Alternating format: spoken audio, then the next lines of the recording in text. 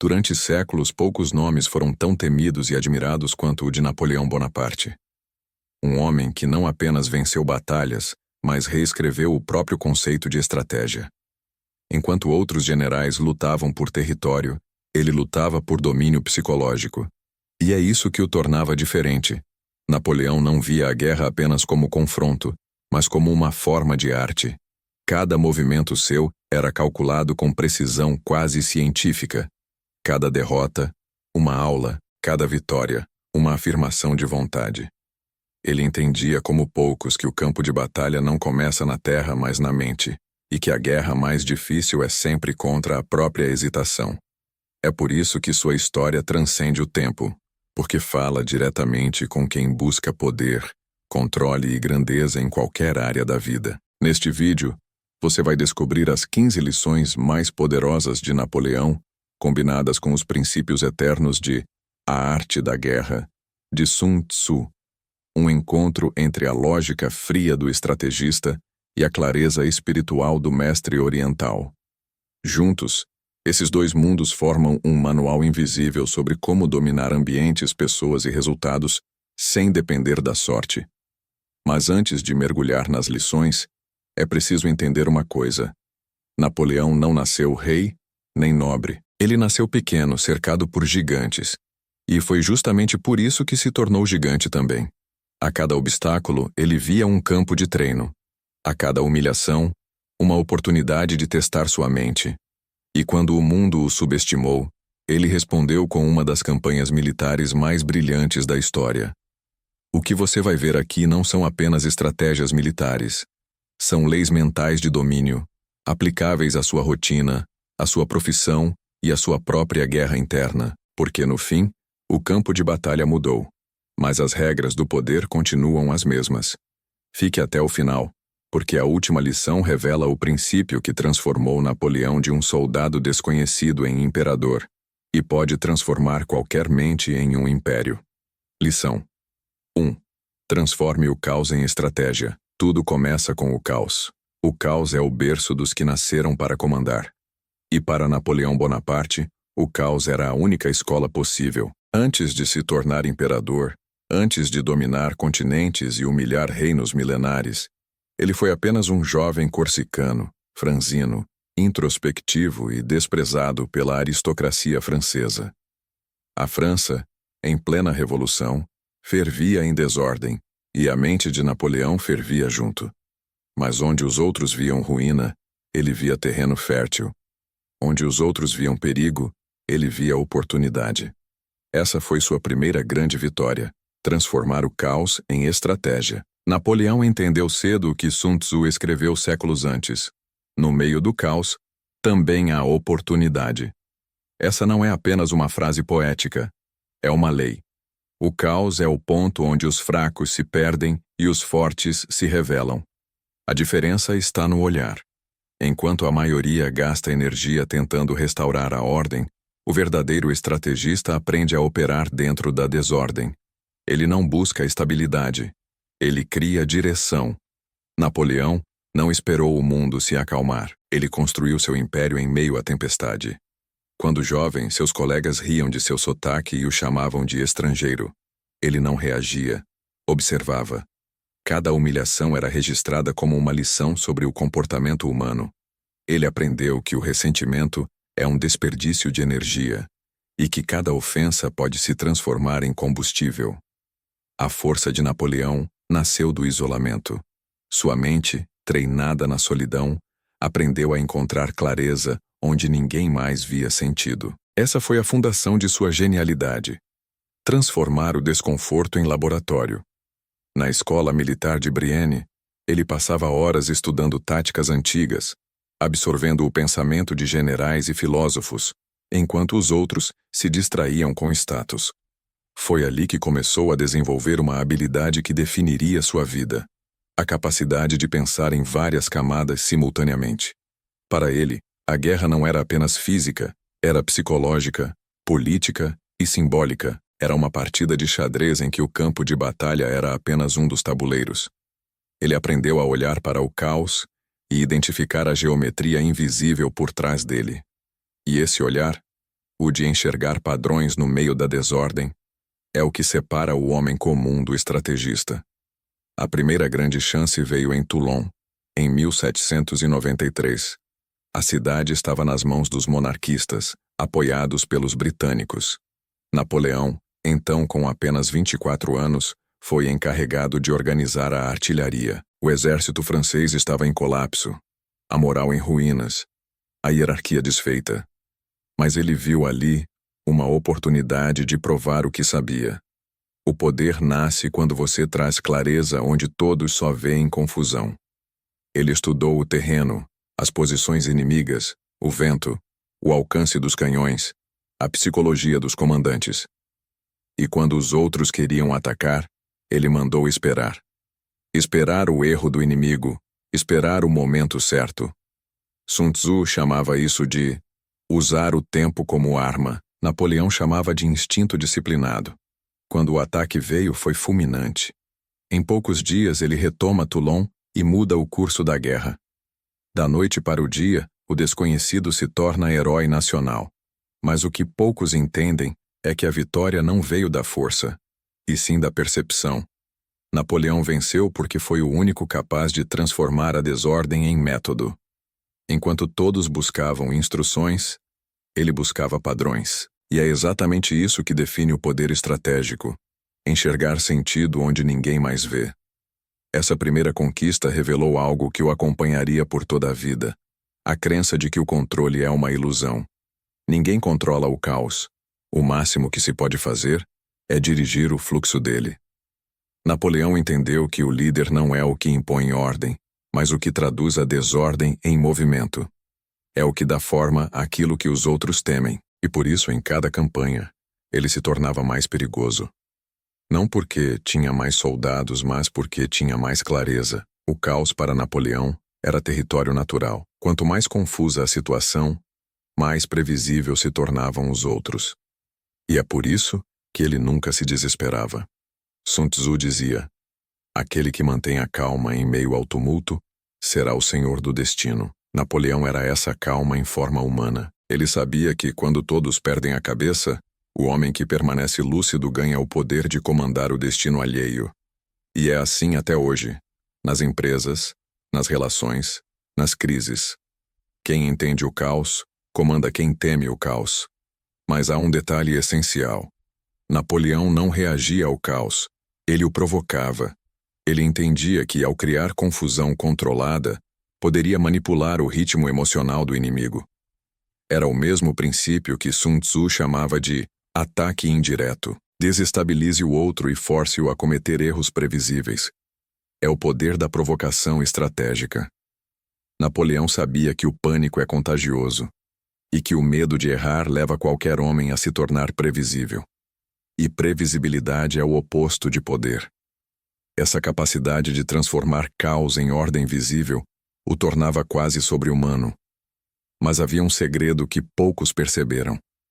Sua força não vinha da agressividade, mas da lucidez. Ele não era apenas corajoso, era calculadamente ousado. A coragem dele vinha da preparação. Enquanto outros improvisavam, Napoleão visualizava todos os cenários possíveis. Por isso, suas decisões pareciam instantâneas, porque já haviam sido tomadas mentalmente dias antes. O caos só assusta quem não se preparou. E é aqui que entra a aplicação prática para qualquer um que busca poder real. O mundo moderno é um campo de guerra silencioso. Não há canhões, mas há competição. Não há exércitos, mas há influência. E como na França de 1793, reina o caos. Mudanças rápidas, informação em excesso, emoções descontroladas. A maioria reage, poucos planejam. O segredo está em fazer o que Napoleão fazia: transformar o caos em sistema. Em vez de temer o imprevisto, antecipe-o. Treine a mente para raciocinar sob pressão e use o medo dos outros como bússola.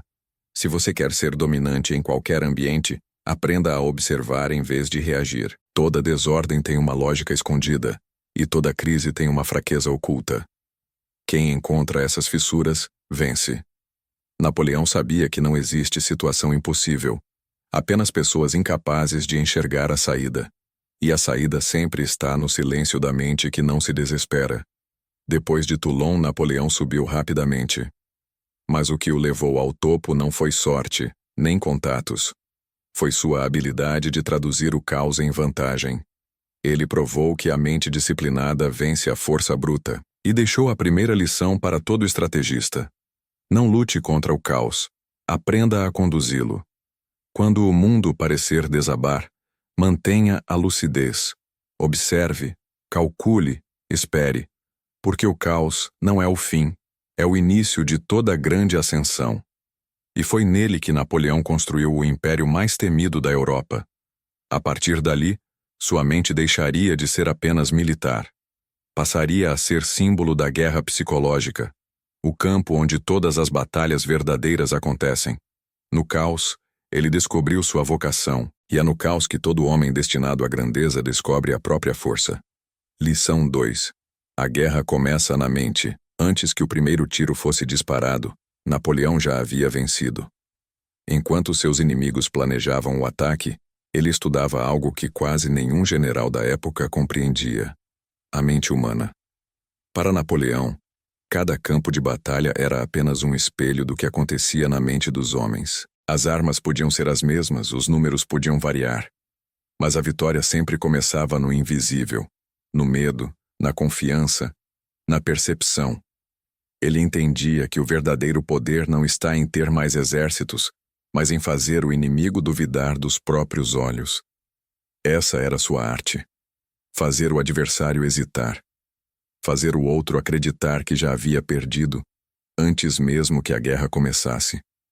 Era psicologia pura, séculos antes de existir o termo. Napoleão estudava os gestos, o ritmo, a emoção de cada comandante inimigo. Observava seus padrões, suas inseguranças, seus hábitos, e quando entrava no campo de batalha, não enfrentava apenas exércitos, enfrentava mentes. Ele sabia que o medo é o vírus mais rápido do mundo. Não precisa de mensageiro, não precisa de prova. Uma faísca de incerteza pode incendiar 1000 soldados. Por isso, Napoleão jamais mostrava dúvida. Mesmo quando estava em desvantagem, sua postura era inabalável. O silêncio dele era mais devastador do que qualquer canhão. Ele entendia o princípio de Sun Tzu. A suprema arte da guerra é subjugar o inimigo sem lutar, e isso começa pela mente. Em 1805, durante a campanha de Ulm, Napoleão enfrentava o exército austríaco, numericamente superior, melhor armado e em terreno vantajoso. Mas ele sabia que força sem direção é apenas confusão organizada. Antes de atacar, espalhou rumores falsos sobre seus planos, enviou mensageiros com informações plantadas e ordenou movimentos aparentemente contraditórios. Os austríacos, acreditando que ele estava recuando, avançaram em desordem. Quando perceberam o erro, era tarde demais. Napoleão os cercou por completo, sem um único tiro desnecessário. 70.000 homens se renderam a uma mente. Essa é a essência da guerra psicológica: controlar o ritmo da percepção. Ele não precisava ser imprevisível o tempo todo, só o suficiente para quebrar o padrão mental do inimigo. Era a aplicação viva de uma das ideias centrais de A Arte da Guerra. Engane quando estiver próximo, pareça distante quando estiver perto. Napoleão transformava o engano em música. Sua genialidade não estava apenas em movimentar tropas, mas em orquestrar emoções. A mente dele funcionava como um mapa tridimensional. Enquanto a maioria via a batalha em linha reta, ele via em camadas. Visualizava não apenas onde cada soldado estava, mas o que cada comandante acreditava estar vendo. Essa diferença de percepção criava o que ele chamava de dupla realidade: a realidade física e a psicológica. E é na segunda que a guerra realmente é vencida. O domínio mental de Napoleão se baseava em 3 pilares: clareza, paciência e aparência. Clareza para ver o que realmente importa. Paciência para agir no momento certo. E aparência para manipular a percepção alheia. Ele sabia que os homens não reagem à verdade, mas àquilo que percebem como verdade. E quem controla a percepção controla o resultado. Durante a Batalha de Austerlitz, considerada sua obra-prima, Napoleão usou exatamente essa lógica.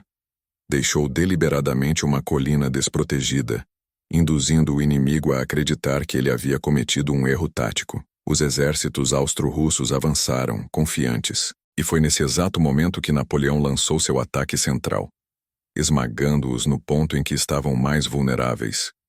O que parecia erro era armadilha. O que parecia fraqueza era cálculo. A vitória foi tão perfeita que, anos depois, generais ainda a estudavam como se fosse ficção. Mas por trás de toda essa genialidade, havia uma filosofia simples. A mente é a primeira arma. O corpo apenas executa o que ela já decidiu. E o maior erro de qualquer guerreiro, antigo ou moderno, é entrar em combate com a mente desorganizada. Napoleão sabia que o caos interno se reflete externamente. Por isso, antes de cada batalha, ele se recolhia. Não para rezar, mas para organizar o pensamento. Silêncio era sua forma de meditação. E nesse silêncio, ele via o mapa completo, não apenas do terreno, mas do destino. Essa calma estratégica o tornava quase imune ao medo. Enquanto outros generais tremiam diante do imprevisível, Napoleão o recebia como velho conhecido. Ele compreendia que a incerteza é inevitável e que tentar eliminá-la é perder tempo. O segredo é conviver com ela sem se desequilibrar. Sun Tzu dizia: se conheces a ti mesmo e conheces o inimigo, não temerás o resultado de 100 batalhas. Napoleão levou isso ao extremo. Conhecia o inimigo, conhecia a si mesmo e conhecia o medo. Apenas o mantinha sob domínio. O mais impressionante é como essa mentalidade atravessa séculos e continua válida em qualquer contexto. A guerra mudou de armas, mas não de essência. Hoje, as batalhas acontecem nas empresas, nas redes sociais, nas conversas e nas escolhas diárias. Quem domina a própria mente vence, quem é dominado por ela perde, mesmo sem lutar. E é aqui que a lição de Napoleão se torna universal. Vencer não é eliminar o inimigo, é desarmá-lo psicologicamente. O resto é consequência. No fundo, ele sabia que a guerra é apenas uma metáfora da vida. Cada pessoa vive cercada de batalhas invisíveis: medo, dúvida, ego, orgulho. E a única forma de vencer é entender que tudo começa dentro. A mente é o verdadeiro campo de batalha. O que você acredita determina o que você enxerga, e o que você enxerga define como você age. Por isso, Napoleão dizia que o moral das tropas vale mais do que o número de homens, porque uma mente confiante é mais perigosa do que 1000 armas sem direção. Ele usava esse princípio também fora da guerra. Nos discursos, nas alianças políticas, até nas conversas mais simples. Sabia calibrar o tom, o olhar, a pausa. Usava a linguagem não para expressar, mas para dominar. Cada palavra era medida como um movimento de ataque. A mente dele era uma fortaleza, e suas palavras, balas invisíveis. Quem o ouvia, raramente discordava. Quem discordava, acabava duvidando de si mesmo. Esse é o verdadeiro poder. Fazer o outro questionar a própria convicção. E é exatamente aí que se encontra a aplicação prática dessa lição. A guerra mental não é apenas para generais. É para qualquer pessoa que viva em meio ao ruído. Quando o mundo tenta te desequilibrar, mantenha o foco interno. Quando te provocarem, não reaja, observe. Quando quiser falar, espere o momento certo. A força está em decidir o ritmo da interação. Quem dita o ritmo, dita o resultado. Napoleão não era apenas mestre do campo de batalha. Era maestro da psicologia humana. Ele entendia que as pessoas não agem com base na realidade, mas na percepção que têm dela. Por isso, o líder não precisa mudar o mundo. Precisa mudar o ângulo de visão. E quando você muda o ângulo, muda o jogo. Essa é a guerra invisível que poucos percebem, mas todos vivem. No fim, toda vitória começa da mesma forma. Uma mente calma diante do caos. O homem que domina seus pensamentos não teme o futuro. Não se perde em emoções e não se apressa em agir. E quem tem esse controle já venceu antes de lutar. Essa é a segunda lição deixada por Napoleão. A guerra começa na mente. e termina quando o inimigo acredita que você é inevitável. Por isso, nunca entre em uma batalha para provar algo. Entre para confirmar o que já é. E lembre-se, o silêncio é a arma mais poderosa de quem entende o jogo invisível do poder. Lição 3. O tempo como arma.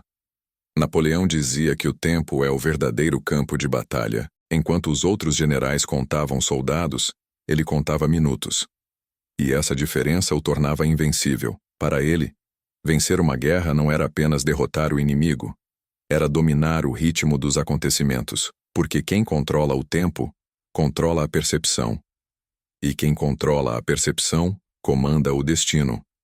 Desde cedo, Napoleão aprendeu que velocidade e paciência não são opostos, são instrumentos. O segredo está em saber quando acelerar e quando esperar. Os tolos confundem movimento com progresso. Os sábios, como ele, sabem que o tempo não é algo que se sofre, mas algo que se esculpe. Sun Tzu já havia escrito: aquele que domina o tempo e o terreno vencerá. Napoleão foi a prova viva dessa frase. Ele não apenas dominava o tempo, ele o moldava. Em cada campanha, havia uma coreografia invisível. Os inimigos acreditavam estar vendo improviso, mas tudo era planejamento. Napoleão estudava o calendário, as estações, a velocidade das marchas, o moral das tropas e até o nascer do sol. Cada detalhe era parte de um relógio estratégico que só ele conseguia ler. Sua genialidade estava em agir antes que o mundo percebesse que algo havia mudado. Ele atacava quando o inimigo ainda pensava, e recuava quando o inimigo finalmente decidia agir. Era como se jogasse xadrez com o tempo, movendo peças em ritmos que os outros não conseguiam acompanhar. Um exemplo magistral disso foi a campanha de 1805, contra a Áustria. Os austríacos acreditavam que Napoleão estava distante, preso entre os Alpes. Mas, em uma das marchas mais rápidas da história, ele atravessou centenas de quilômetros em poucos dias, surpreendendo o inimigo antes que pudesse reagir. Essa manobra ficou conhecida como o golpe do trovão. Enquanto os generais adversários ainda traçavam planos, Napoleão já estava atrás deles. A vitória não veio da força, mas da antecipação. Ele provou que o poder não pertence a quem reage, mas a quem age antes. O tempo, para ele, era como uma arma de fogo. Quanto mais preciso o disparo, maior o impacto. Ele sabia que um erro de timing pode destruir uma estratégia perfeita. Por isso, sua mente era obcecada por ritmo. Tudo em sua vida, das cartas aos discursos, era calculado para criar sensação de inevitabilidade. Quando falava, pausava no momento exato em que o silêncio começava a pesar. Quando escrevia, usava o tempo da espera como parte da manipulação. Até no amor, ele era estrategista. Mantinha distância o suficiente para ser desejado, mas não tanto para ser esquecido. O tempo era o centro de gravidade de sua influência. Sun Tzu chamava isso de o momento da vantagem, aquele instante em que todas as forças se alinham e o golpe certo muda o destino. Napoleão não esperava esse momento acontecer. Ele o criava. Sua filosofia era simples. Não existe hora certa, existe hora criada. Por isso ele era imprevisível. Enquanto seus inimigos esperavam sinais, ele os fazia acreditar que o caos era aleatório. E quando todos relaxavam, ele atacava. Velocidade era a sua camuflagem. Mas essa relação com o tempo não era apenas técnica, era espiritual. Napoleão acreditava que o tempo é a medida do poder humano. Quem desperdiça o tempo, desperdiça a própria vida. Ele dizia que os homens comuns vivem em dias e semanas, mas os grandes homens vivem em instantes. Porque um instante bem usado pode mudar séculos. Essa consciência o tornava quase sobre-humano, como se vivesse duas vidas na duração de uma. Para ele, a paciência era tão importante quanto a velocidade, porque a pressa sem propósito é só ruído. Ele sabia esperar, e isso confundia os inimigos. Esperar não por indecisão, mas por cálculo. Era o que Sun Tzu chamava de esperar o inimigo se cansar. Napoleão esperava o tempo exato em que o adversário acreditava ter vantagem. e então o destruía com uma ação rápida e cirúrgica. Essa mistura de paciência e agressividade o tornava um paradoxo. Frio e impetuoso ao mesmo tempo. Era a harmonia entre Yin e Yang, aplicada à guerra. Durante a campanha da Itália, ele demonstrou isso de forma brilhante. Enquanto os austríacos fortificavam posições, Napoleão ficava imóvel. Deixava-os acreditar que estava sem recursos. Quando o inimigo relaxou, ele lançou um ataque súbito, atravessando o rio Arcole em plena tempestade, liderando pessoalmente a investida. O resultado? Vitória total. Mas o ponto-chave não foi a coragem, foi o tempo. A escolha do momento perfeito. Ele compreendia que a ação certa na hora errada é derrota disfarçada. A relação de Napoleão com o tempo era tão precisa que ele dizia: aquele que perde uma hora não sabe o valor da vida. Cada minuto era tratado como investimento, e sua mente funcionava como um relógio de guerra, sincronizado com o destino. Quando tudo parecia perdido, ele calculava.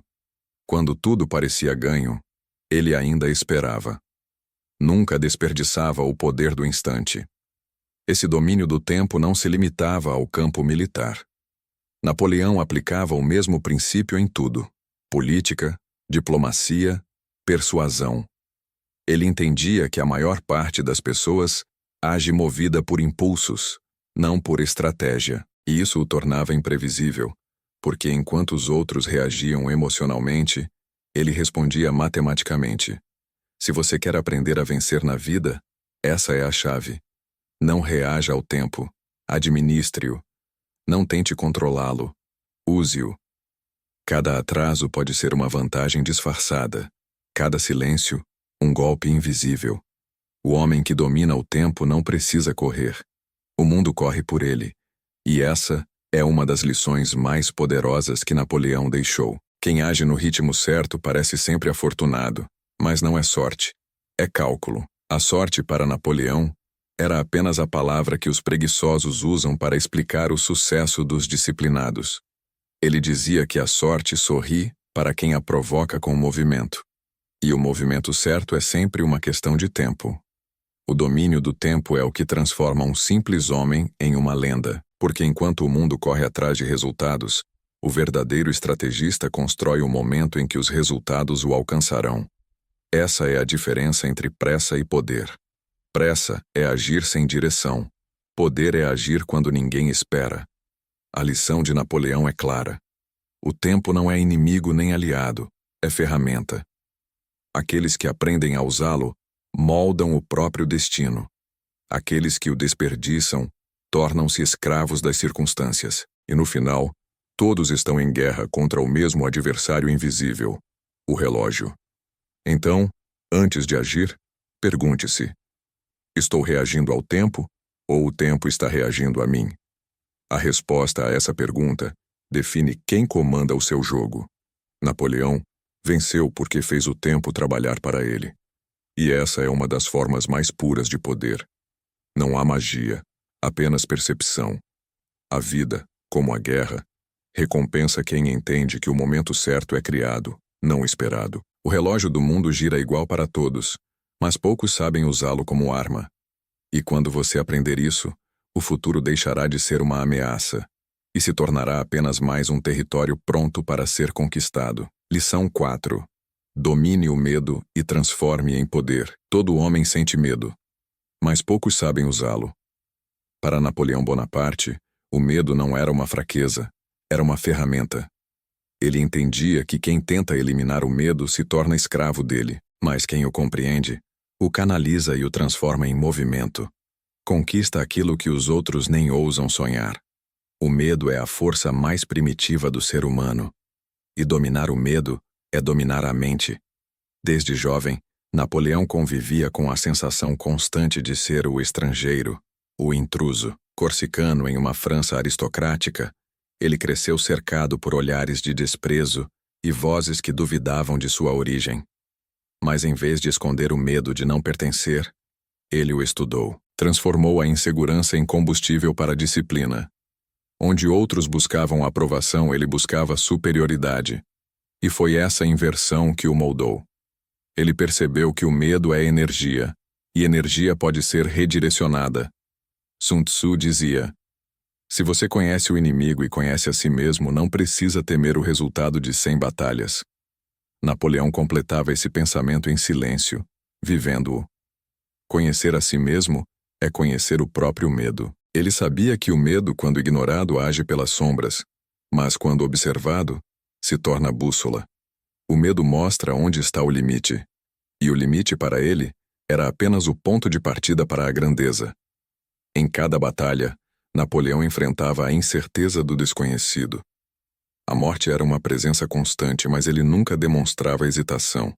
Essa calma não vinha da ausência de medo, mas do domínio sobre ele. Ele acreditava que o verdadeiro líder é aquele que inspira coragem mesmo quando sente o peso do pavor. Porque os homens não seguem o invencível, seguem o que parece inabalável. E para isso, era preciso vencer primeiro a guerra interna. Em 1796, durante a campanha da Itália, Napoleão era jovem e inexperiente. Seus oficiais o viam com desconfiança. As tropas estavam famintas, mal pagas e desmotivadas. Ele sabia que precisava fazer mais do que comandar. Precisava reacender o espírito. Então, em meio à lama e ao desespero, subiu num cavalo branco e discursou diante de milhares de soldados: vocês estão nus, mal alimentados, mas ricos em glória. As vitórias que trarão mudarão o mundo. Aquelas palavras transformaram a energia do medo em coragem coletiva. O impossível deixou de parecer distante. E nas semanas seguintes, ele venceu uma sequência de batalhas que mudaram o curso da guerra. Foi ali que nasceu o mito. Essa cena revela um princípio psicológico que poucos compreendem. O medo é contagioso, mas a confiança também. Napoleão sabia que as emoções se espalham como fogo. E o líder é o ponto de ignição. Quando ele demonstrava calma, todos à sua volta absorviam essa energia. Quando ele falava, sua voz tinha a cadência de quem já havia vencido. Era o que Sun Tzu chamava de espírito inquebrantável.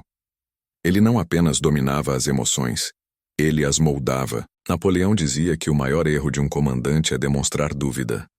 A dúvida é uma fenda invisível, pela qual o medo entra. E uma vez dentro, ele se multiplica. Por isso, o primeiro campo de batalha era sempre interno. Antes de lutar contra exércitos, ele precisava vencer os próprios pensamentos. Essa era sua rotina. Enfrentar a si mesmo até que o medo perdesse o poder de comando. Quando o medo deixava de controlá-lo, ele o usava como lente, uma ferramenta de cálculo. O medo o fazia mais atento, mais preciso, mais perigoso. Sun Tzu afirmava que o comandante ideal é aquele que mantém o coração sereno, mesmo diante da catástrofe. Napoleão viveu exatamente assim. Em 1815, após retornar do exílio na ilha de Elba, ele marchou sozinho rumo a Paris. O rei enviou tropas para prendê-lo. Quando os soldados o encontraram, Napoleão avançou sozinho, desarmado, abriu o casaco e gritou: se há entre vocês alguém que queira matar o imperador, aqui estou. Ninguém atirou. Em vez disso, o exército inteiro se ajoelhou diante dele. A força daquele momento não veio de poder militar, mas da ausência de medo. O homem que não teme nada é seguido até pelos que duvidam dele. Essa é uma das leis mais puras do poder. O medo obedece à confiança. E a confiança é construída com clareza emocional. O que Napoleão fazia não era negar o medo. Era integrá-lo ao raciocínio. Ele via o medo como uma variável previsível.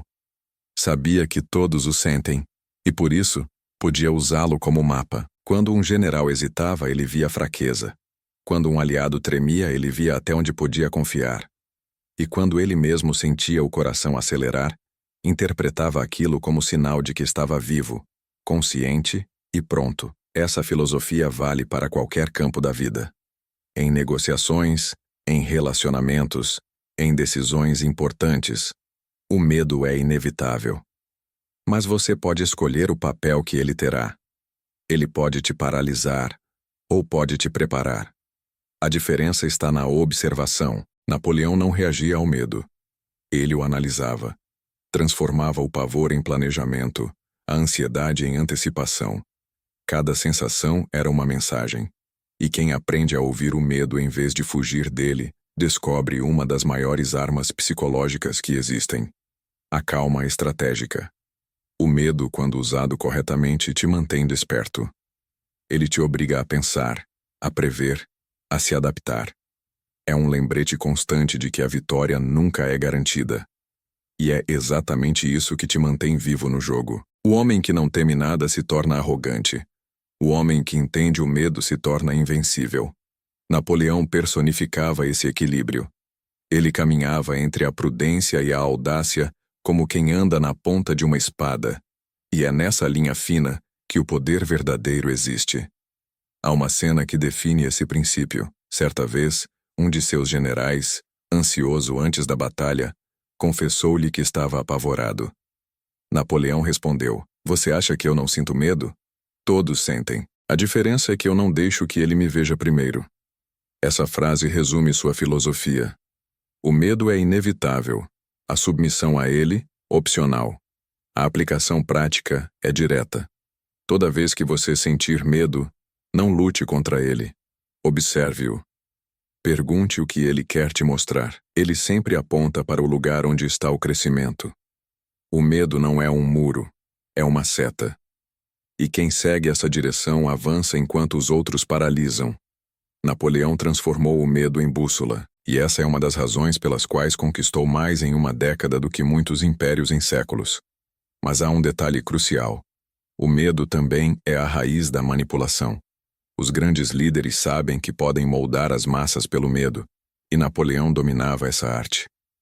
Ele usava a ameaça do caos para unir, fazia o povo temer a desordem mais do que a sua autoridade. Essa é a essência da lei do poder. Controlar o medo dos outros é mais eficiente do que controlar suas ações. Quem define o que deve ser temido, define o que será obedecido.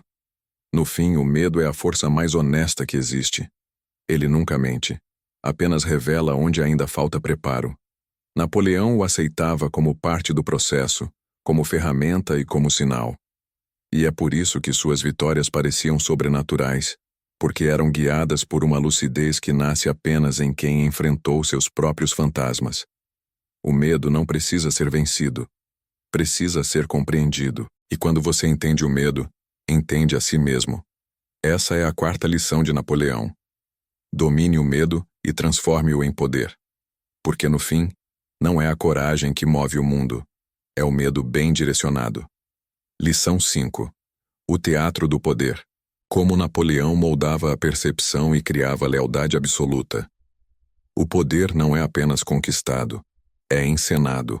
Napoleão sabia disso melhor do que qualquer outro líder de sua era. Ele compreendia que o mundo é um palco, e que o público não segue o mais forte, mas o mais convincente. Cada gesto, cada olhar, cada silêncio seu era calculado para criar uma impressão, a de inevitabilidade. Não importava o que dissesse, importava como fazia os outros se sentirem diante dele. Essa era sua verdadeira arma. A maioria dos generais tentava inspirar medo através da força. Napoleão inspirava fascínio através da imagem. Ele entendia que o poder, para ser duradouro, precisa ser desejado. O medo mantém as pessoas afastadas. O fascínio as mantém próximas. E é essa mistura, respeito e atração, que cria lealdade absoluta. Desde o início de sua carreira, ele sabia que precisava construir não apenas vitórias, mas um mito. Em cada batalha vencida, enviava relatórios exagerados aos jornais, moldando a narrativa de forma que o povo o visse não como homem, mas como símbolo. Enquanto os inimigos viam um estrategista, os franceses viam um salvador. Essa manipulação consciente da percepção transformou Napoleão em uma figura quase sagrada, um semideus militar. E ele alimentava isso com perfeição. Em campanhas, usava o uniforme simples com as mãos cruzadas atrás das costas. Essa postura, aparentemente humilde, criava uma sensação paradoxal de autoridade e proximidade. Ele não gritava, não gesticulava, não ostentava. E era exatamente isso que o tornava hipnotizante. Quando aparecia diante das tropas, O simples fato de sua presença silenciosa era suficiente para reorganizar a moral. Era como se o ar mudasse, como se o campo de batalha se curvasse à sua vontade. E essa percepção era sua verdadeira vitória. Napoleão compreendia o que Robert Greene mais tarde chamaria de Lei 6 das 48 Leis do Poder. Chame atenção a qualquer custo, mas ele sabia que atenção demais gera desgaste, e atenção mal direcionada gera desprezo. Por isso sua estratégia era sutil. Ele não se mostrava o tempo todo. Criava ausência calculada. O povo ansiava por vê-lo, e quando finalmente aparecia, cada aparição era um evento histórico. O poder do mito se alimenta da distância. Sun Tzu dizia: toda guerra é baseada no engano, e Napoleão aplicava essa verdade à política e à psicologia. Ele compreendia que as pessoas não querem a verdade, querem uma narrativa que dê sentido ao caos. Então, ele oferecia essa narrativa, transformava derrotas em lições, retiradas em recomeços e erros em destino.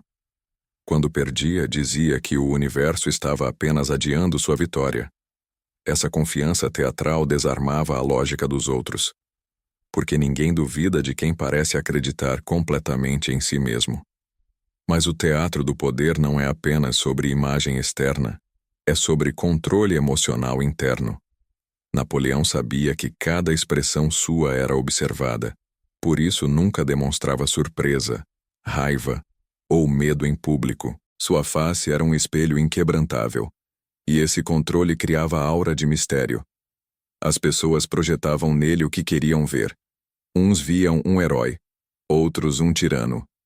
Ambos o temiam. E o medo misturado ao respeito é a essência do poder magnético. Durante o auge de seu império, ele sabia que governar era também uma forma de atuação. Mantinha um gabinete cuidadosamente organizado, cheio de símbolos, mapas, globos, bustos romanos. Tudo era mise-en-scène. O visitante que entrava em seu escritório sentia que estava diante de um homem que já havia redesenhado o mundo.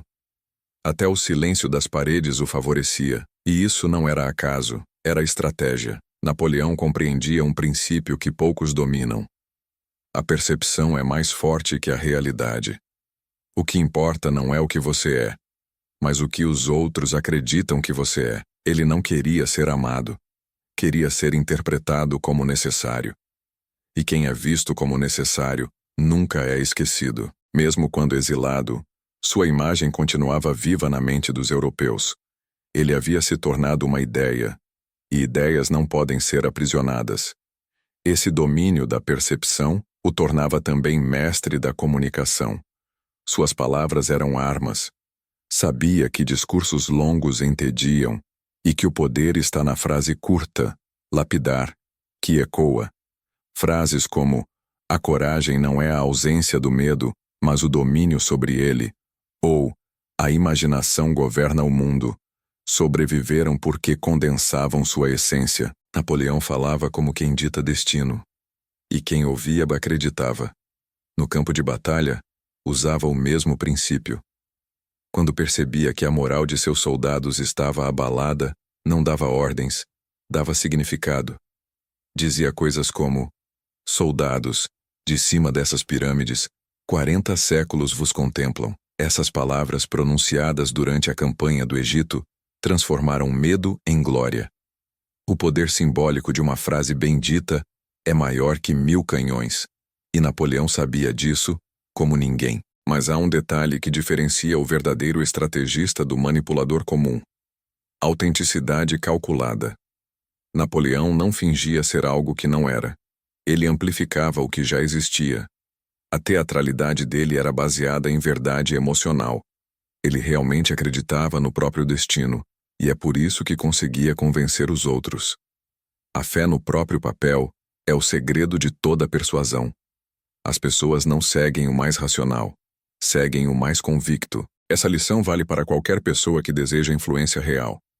No mundo atual, as batalhas não são travadas com exércitos, mas com percepções. Quem controla a narrativa, controla o mercado, a opinião e o respeito.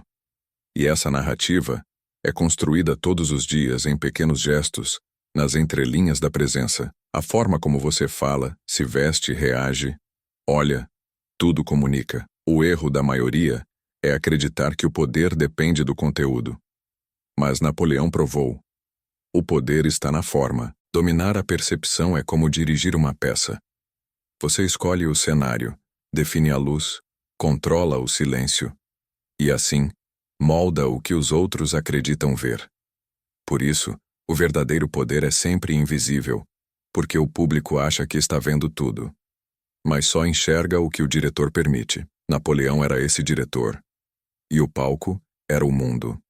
Mesmo derrotado, sua imagem sobrevivia.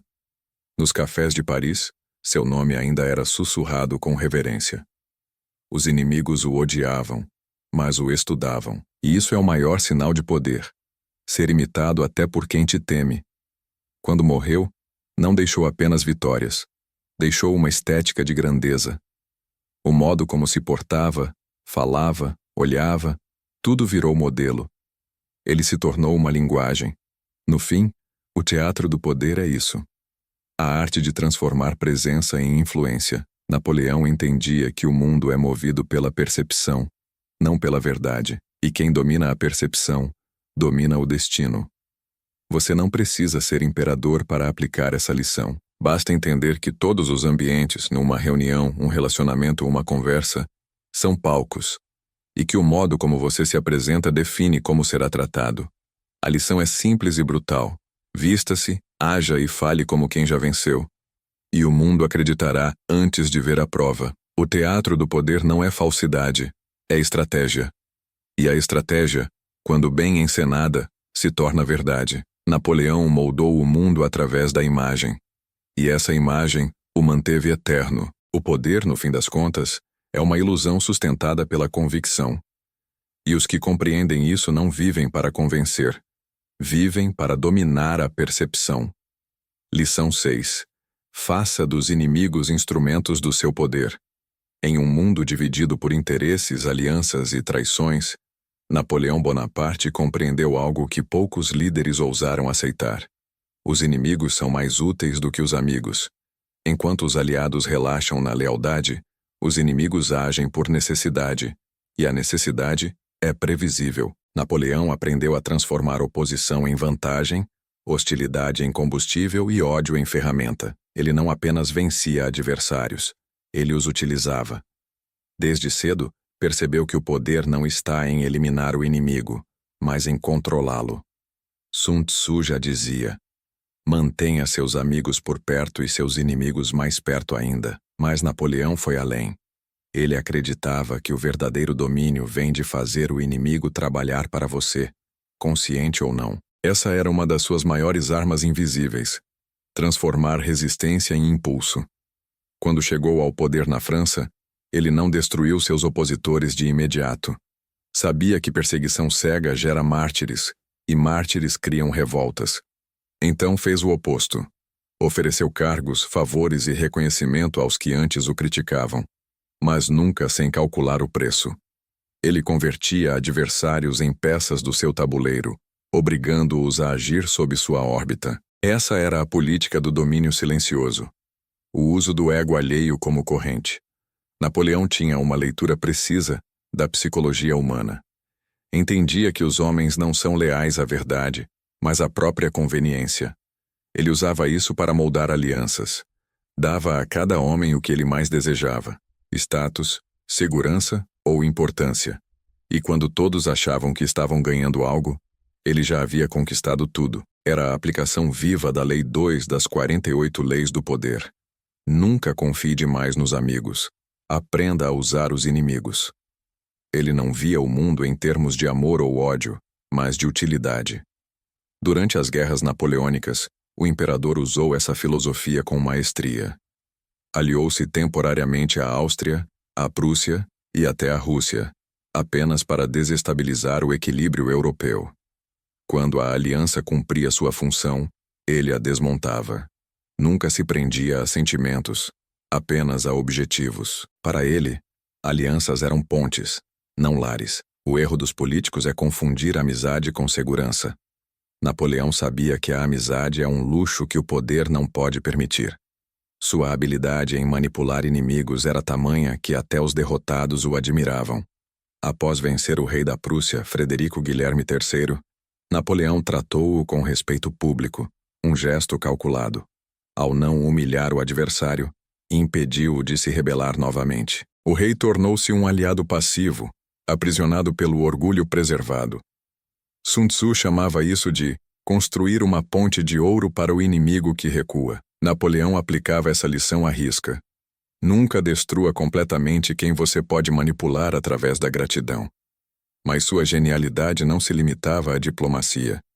Ele aplicava o mesmo princípio dentro do campo de batalha. Em vez de eliminar completamente o exército inimigo, às vezes permitia pequenas vitórias controladas, apenas para alimentar a confiança do outro lado. Quando o inimigo acreditava estar ganhando, tornava-se previsível.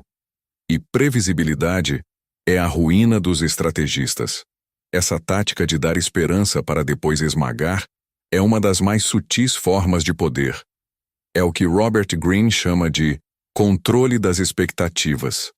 E Napoleão fazia disso uma arte. A verdade é que o inimigo é mais útil do que o aliado porque mantém a mente desperta.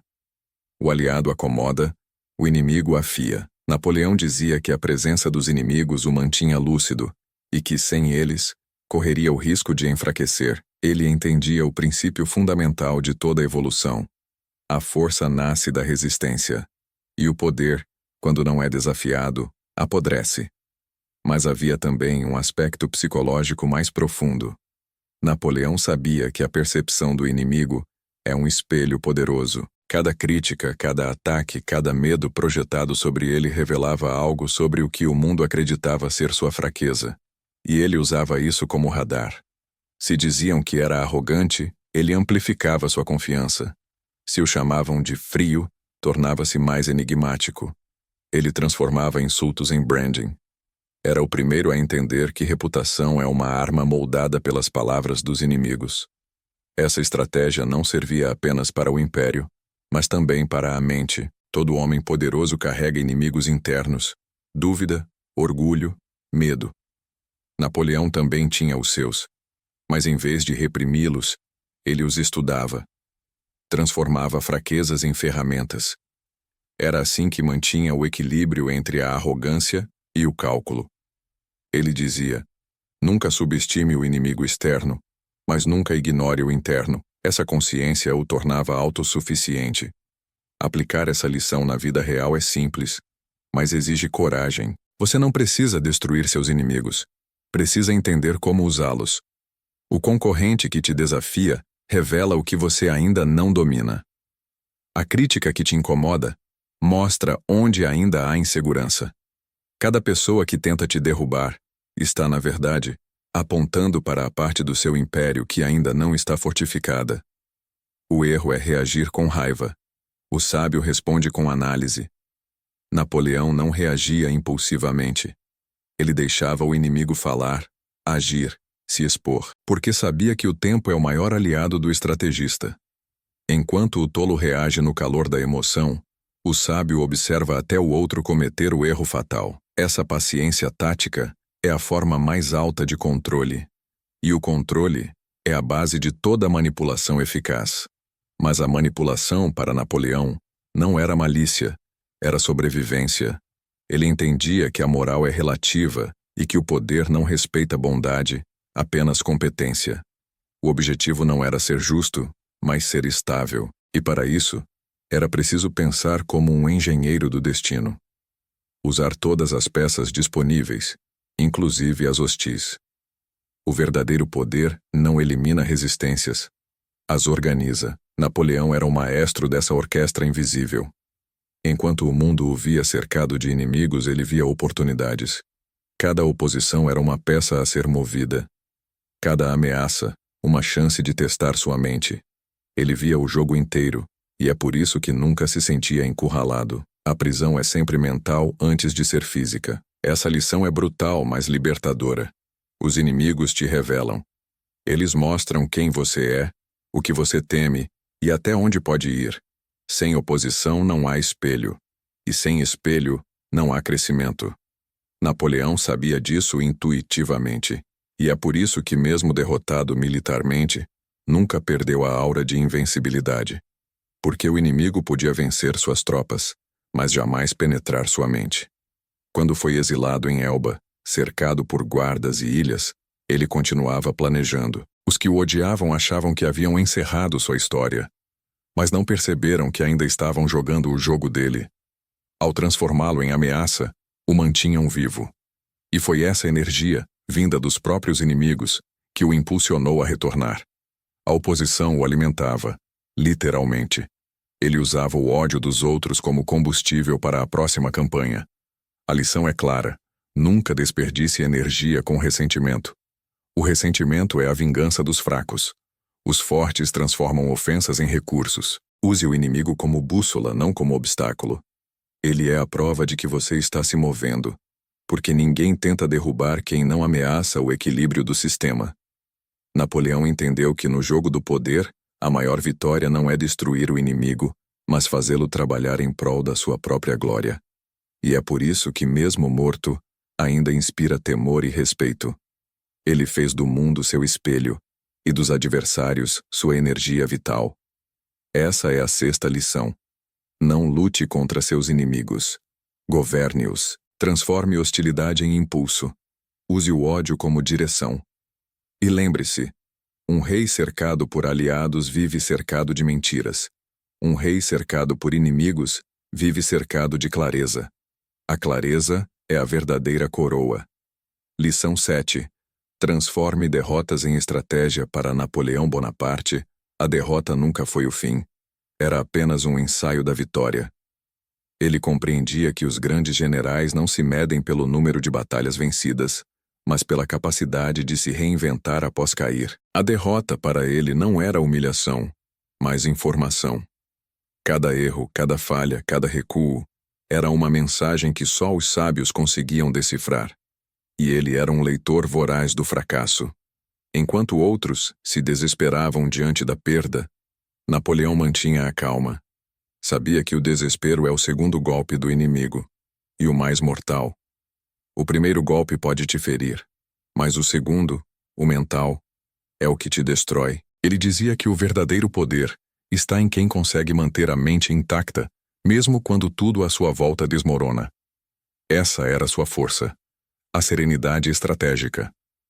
Após a campanha da Rússia em 1812, o império parecia ruir. O frio, a fome e a exaustão dizimaram o exército. Foi o maior revés de sua carreira. Mas Napoleão não via tragédia. Via teste. A derrota o forçou a olhar para dentro, a identificar as falhas não apenas táticas, mas emocionais. Descobriu que o excesso de confiança é o veneno do estrategista. A vitória contínua cria cegueira. E foi no gelo russo que ele voltou a enxergar com clareza. Essa capacidade de transformar derrota em sabedoria é o que separa o comum do extraordinário. Sun Tzu ensinava que a derrota bem estudada é o início da vitória futura. Napoleão aplicava isso como uma lei interna. Ele sabia que, se o fracasso o derrubasse emocionalmente, o inimigo teria vencido antes mesmo da próxima guerra. Por isso, tratava o revés como dado bruto, algo a ser analisado, não lamentado. O estrategista não se pergunta, por que eu falhei? Mas, o que essa falha me mostra sobre o sistema? Essa mentalidade o mantinha à frente, mesmo em retirada. Ele compreendia que a derrota é inevitável em qualquer jogo longo. Ninguém domina o mundo sem pagar o preço da queda. Mas o que o diferenciava era a velocidade com que se reerguia. Enquanto os outros gastavam meses em arrependimento, Napoleão já estava redesenhando mapas. Era movido por uma convicção inabalável. O tempo cura apenas quem o usa. Ele não esperava o momento certo para voltar. Criava-o. E quando retornava, vinha mais frio, mais calculista, mais lúcido. A derrota de hoje é a base da vitória de amanhã. Se você souber extrair dela o ouro escondido. Napoleão acreditava que cada falha revela 3 coisas: o limite da estratégia, a fraqueza da equipe e o ponto cego do ego. E se você corrige esses 3 pontos, o erro se torna investimento. Esse é o segredo de toda reconstrução. Usar o peso da queda como alavanca. A derrota é o treino que o destino dá aos que ele escolheu para vencer em grande escala. Mas há algo ainda mais profundo em sua filosofia. Napoleão via a derrota como ferramenta psicológica. Sabia que o mundo observa não a queda, mas a reação à queda. Quando se mantinha sereno diante do fracasso, transmitia aos outros a sensação de que o controle ainda era dele. Mesmo derrotado, parecia invencível. E essa aparência era o suficiente para preservar seu poder simbólico. O homem que não se desespera diante da perda confunde os inimigos e inspira os aliados. O segredo está em manter o teatro da calma enquanto o caos ruge. Durante o exílio em Elba, Napoleão demonstrou isso com perfeição. Enquanto os europeus celebravam seu fim, ele estudava. Analisava relatórios, cartas e mapas. Planejava cada detalhe de um possível retorno. Não reclamava, não se justificava. Ele esperava, não como quem aceita o destino, mas como quem o prepara. E quando voltou em 1815, o mundo percebeu que o silêncio dele havia sido apenas uma pausa estratégica. Aquele retorno, os 100 dias, provou que o poder mental é mais forte que qualquer derrota política. Essa mentalidade é essencial em qualquer guerra moderna. Negócios, relacionamentos, objetivos pessoais. As quedas são inevitáveis, mas o modo como você cai define o que será capaz de reconstruir. Napoleão não via fracassos, via ensaios. Cada tentativa frustrada era uma simulação gratuita dada pela vida. E a lição é clara. A derrota só é fatal quando você se convence de que ela é definitiva. A maioria das pessoas teme errar, porque associa erro à vergonha. Mas o estrategista sabe que o erro é o idioma do aprendizado. Quem não erra, não se expande. O erro revela os limites do mapa. E quem mapeia o erro primeiro, conquista o terreno antes dos outros. Napoleão entendia isso profundamente. Quando cometia um equívoco, não o escondia de si mesmo. Dissecava-o com frieza, como um cirurgião. Transformava arrependimento em relatório.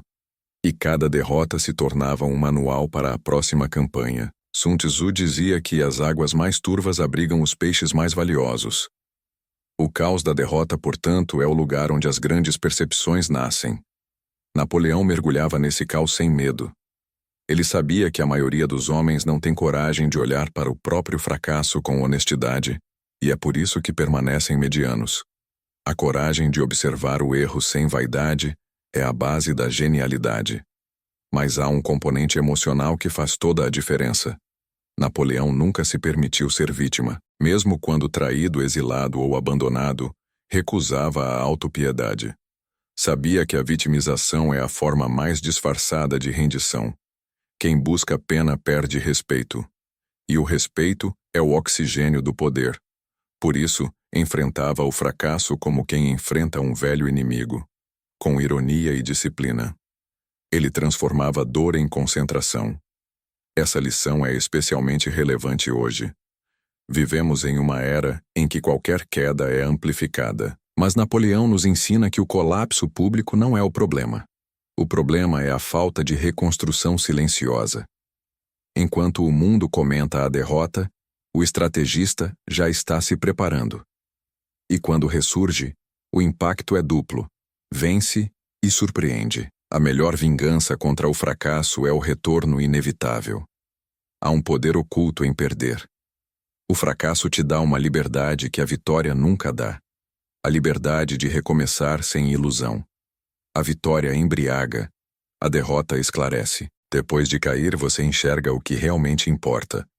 E quem aprende a ver no escuro tem vantagem sobre todos.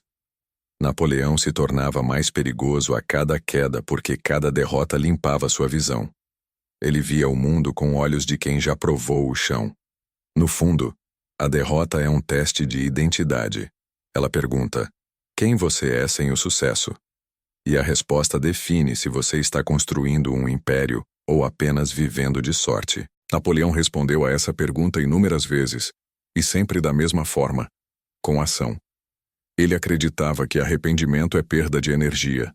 Apenas o movimento cura.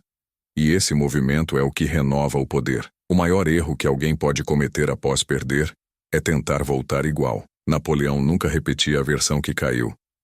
Ele evoluía, mudava estratégias, táticas, até a forma de pensar, porque entendia que repetir o mesmo homem é repetir o mesmo destino. A derrota só é inútil quando você insiste em voltar com a mesma mente que falhou. O segredo é voltar novo. E esse novo nasce no silêncio, não no desespero. A derrota, quando compreendida, se torna o maior mentor. Ela te ensina a medir palavras, a observar melhor, a perceber quem realmente está ao seu lado. E principalmente te ensina a humildade.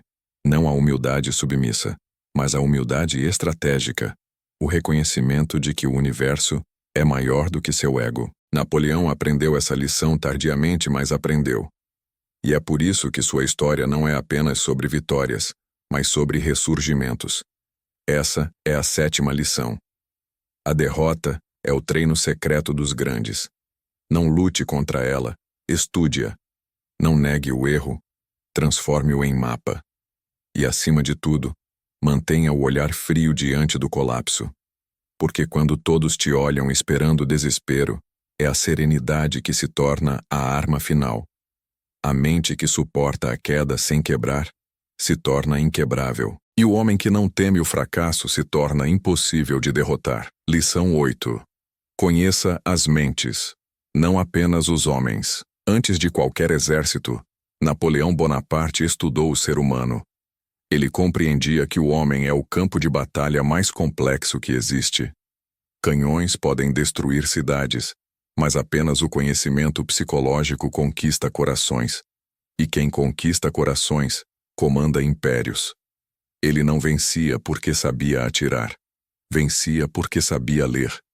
Ler intenções, medos, vaidades, ler o invisível. Napoleão dizia que governar é fazer com que as pessoas queiram o que você quer. E para isso, é preciso entender como elas funcionam. Ele tratava cada homem como uma equação emocional. Sabia que uns eram movidos pela ambição, outros pelo orgulho, outros pela necessidade de reconhecimento.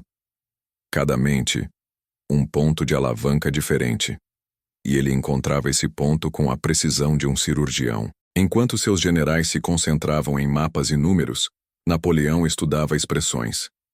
Ele sabia que os olhos de um homem revelam o que a boca tenta esconder.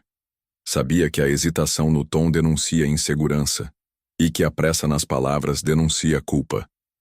Essa leitura constante lhe permitia antecipar traições, prever erros e manipular intenções. Era como se tivesse uma bússola invisível apontando para o centro das motivações humanas. Esse dom não era inato. Era treinado. Desde a juventude, Napoleão observava. Preferia o silêncio às conversas. Enquanto os outros falavam, ele decifrava. Aprendeu que o silêncio é o campo onde as verdades brotam. Quem fala revela. Quem escuta, aprende. E foi assim que desenvolveu o que chamava de instinto disciplinado. A arte de unir percepção e lógica. Sun Tzu diria: conheça o inimigo como a si mesmo, e a vitória será certa. Napoleão completava essa ideia em prática. Durante as negociações de paz, ele aplicava psicologia como se fosse guerra. Observava os diplomatas. Deixava-os falar demais.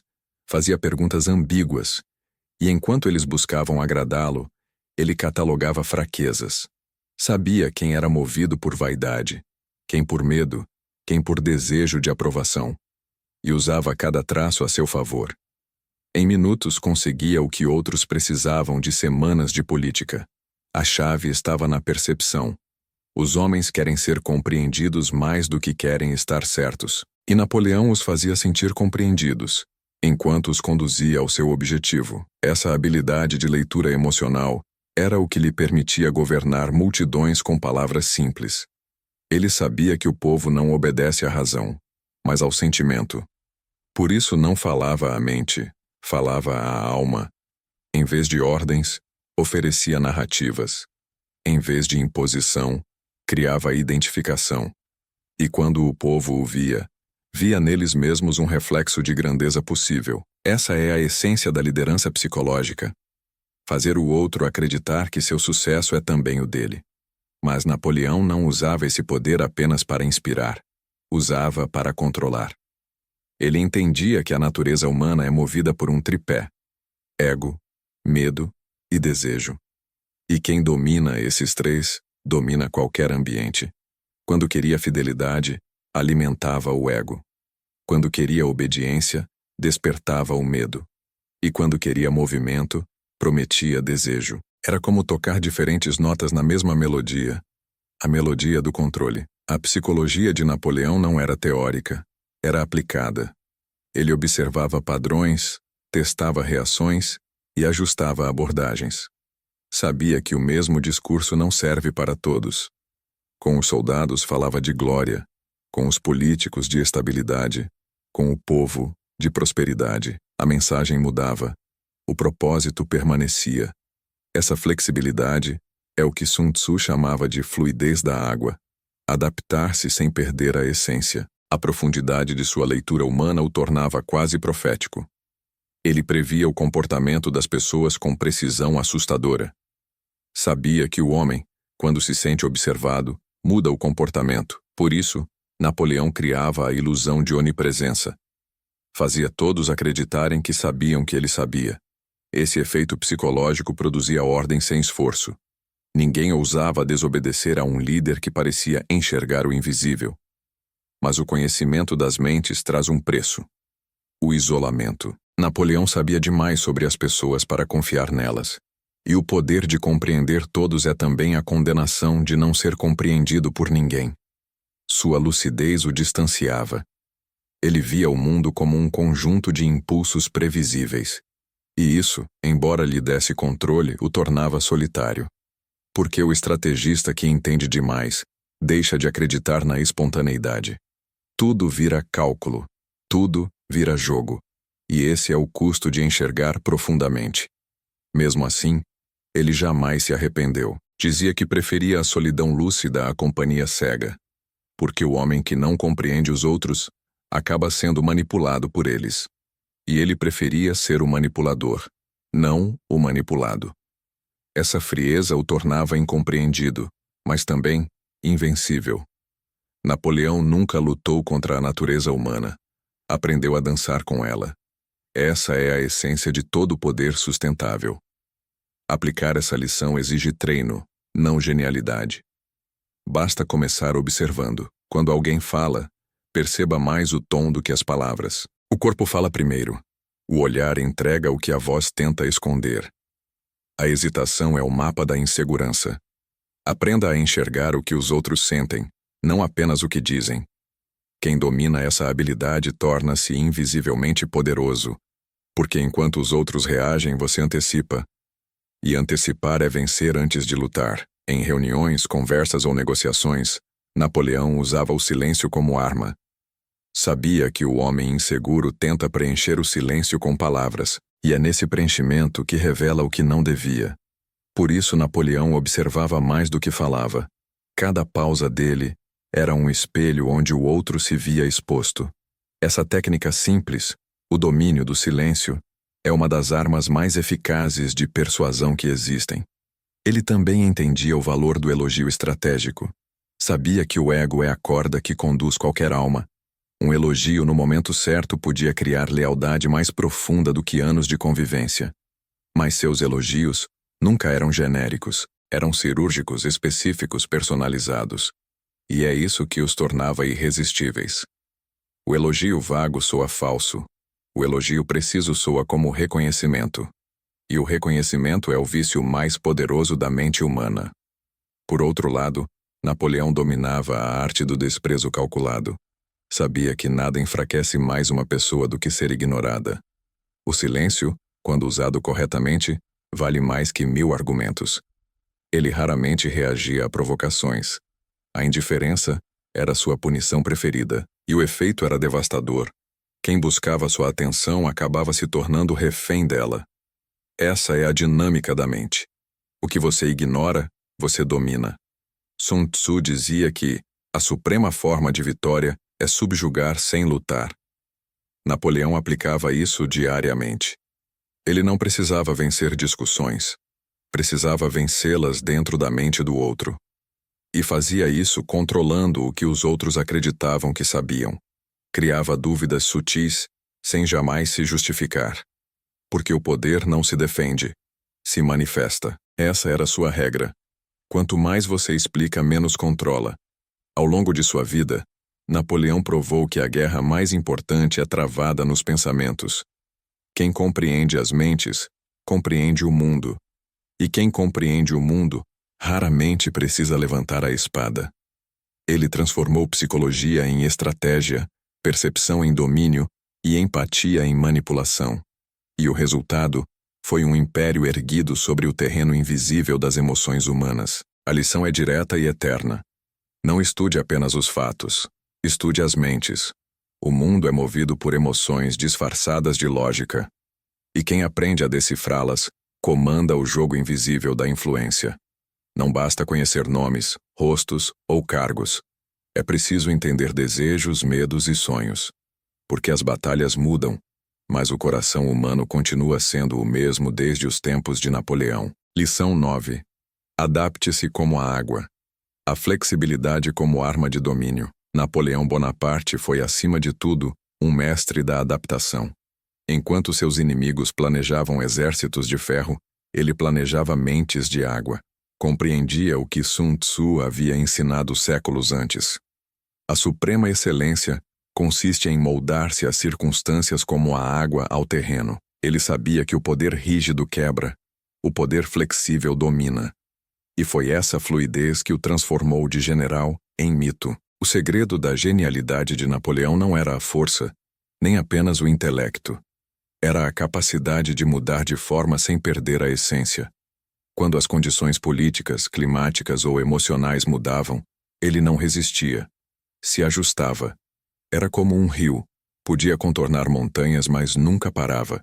E essa é a lei número 1 da sobrevivência estratégica. A capacidade de se adaptar mais rápido do que o mundo muda. Desde o início, Napoleão entendeu que previsibilidade é a morte do poder. Um homem previsível é um alvo fixo. Por isso ele se tornava imprevisível até para si mesmo. Planejava como um matemático, mas executava como um artista. Podia mudar uma estratégia inteira em segundos, sem hesitação. E essa elasticidade confundia inimigos acostumados com manuais, regras e padrões. Ele jogava fora o manual e escrevia o próprio durante a marcha. Durante a campanha da Itália, essa habilidade ficou evidente. Os austríacos esperavam um ataque frontal.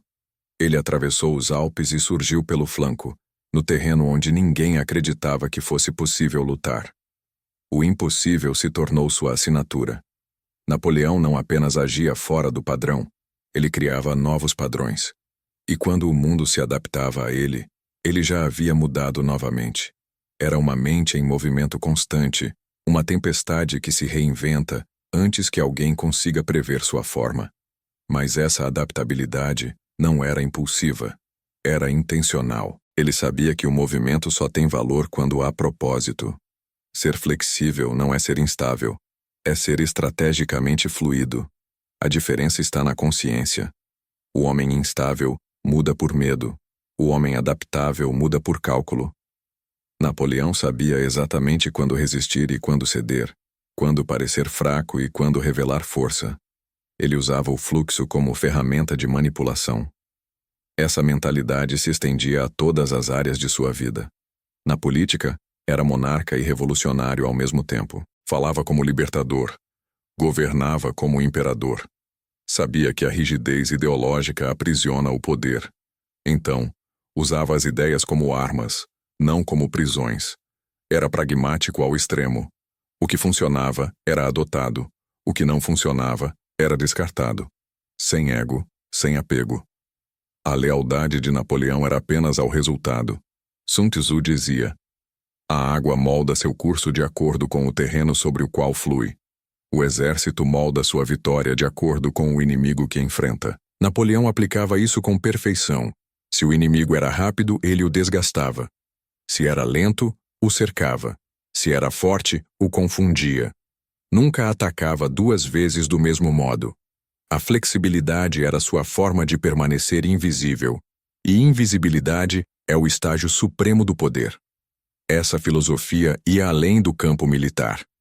Napoleão sabia que o tempo muda tudo: aliados, recursos, sorte, moral.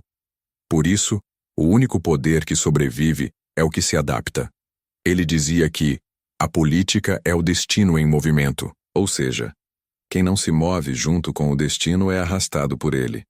Por isso, nunca resistia à mudança, a utilizava como arma. Quando a revolução explodiu, ele a abraçou. Quando o império se consolidou, vestiu o manto da tradição.